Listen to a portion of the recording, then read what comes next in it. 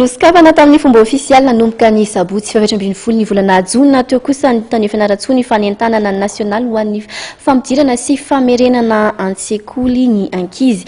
Filamatry ny fanentanana moa ny hoe ry ankizy malagasy midira ampianarana anatsara ny ampitso. Ankizy iray faingo 5 tapitrisa no tsy miditra an-tsekoly ambaratonga voalohany tamin'ny teto-pianarana 13 sy 14 sy 15 araky ny antotanisa ofisialy. Manoloana io, anisan'ny fanambepetraky ny gouvernemanta amin'ny alalan'ny ministera fanabeazam-pireneny ny fampitomboana ny fampidirana ny ankizy an-tsekoly. Antony izay anatotosana ny fanentanana nasionaly fampidirana sy famerenana ny ankizy an-tsekoly izay nanomboka ny 14 Jona 2010 sy 20 teo. Ankizy 5 hetsy 7 taona no kendrena hiverina an-tsekoly amin'ny taom-pianarana vaovao 14 sy 15 sy 20.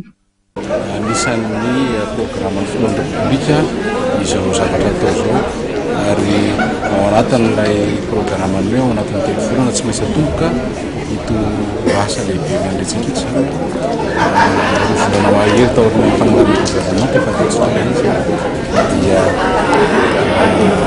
eraky Madagasikara zany aloha tsy maintsy atao ny fanentanana. Nanomboka amin'ny 12 volana Jolay indray dia tena lay asa mihitsy zany. Inona moa lay asa dia fanaovana ny test de niveau ny ankizy zany izay vonona sy izay rehefa amin'ilay aman-dreny izay hiditra amin'ny système éducatif indray zany. Dia rehefa vita izay dia zaraina roa ilay ankizy misy ireo manomana ny fidirany amin'ny taom-pianarana ho avy zany dia misy ireo ankizy izay manomana ny fianarana arak'asa. Ahatratrarana ny fanamby fampitomboana ny famerenana sy fampidirana ankizy an-tsekoly, misy ny fepetra raisy ny ministera fanabeazam-pireneny. Efa ezahana vanona arak'izay tratra ny volalohan'ny ray aman-dreny mpianatra amin'ny fampiasana ny zanany mianatra.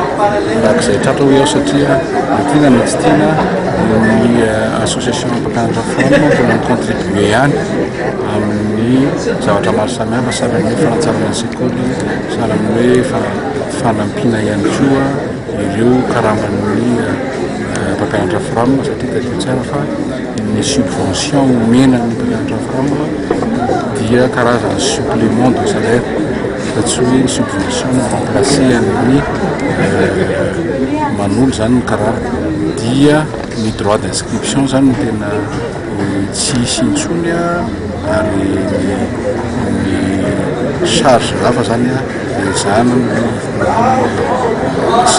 fotoram-panjakana sahala amin'ny ankesy école reny zany ezahana fotoram-panjakana izay no hosahana azy. Ny fitaovana efa eo an-dalana ny fikarakarana ankizy scolaire tsika efa tonga ao ny volan'ny bailleur de fonds ny ankizy scolaire. Ny anjaran'ny fanjakana moa zany eo amin'ny 10 milliards d'ariary eo 6 milliards d'ariary efa ao fa eo fitadiavana 4 milliards d'ariary zany tsika amin'izao fotoana. Ny filohan'ny antenimera-pirenena Jean-Max Rakotomamonjy dia nilaza tao anatin'ny kabariny tany Fianaratsoa fa vonona hanolo-tanana ny ministera fanabeazam-pirenena amin'ny alalan'ny fandaniana ny lalàna izay tafiditra ny fampiroboroboana ny fampianarana. Ny UNICEF tamin'ny alalan'ny solotena maritra miasa sy monina eto amintsika dia nilaza ny mazava-dehibe ny fisian'ny fanentanana nasionaly fampidirana sy famerenana ankizy an-tsekoly. $10 no verina fa anatanterahana ny fanentanana, manampy ary manohana ara-teknika sy ara-bola ny ministera fanabeazam-pirenena amin'ny anatanterahana ny fanentanana nasionaly ny UNICEF miaraka amin'ny fanjakana norvégiana.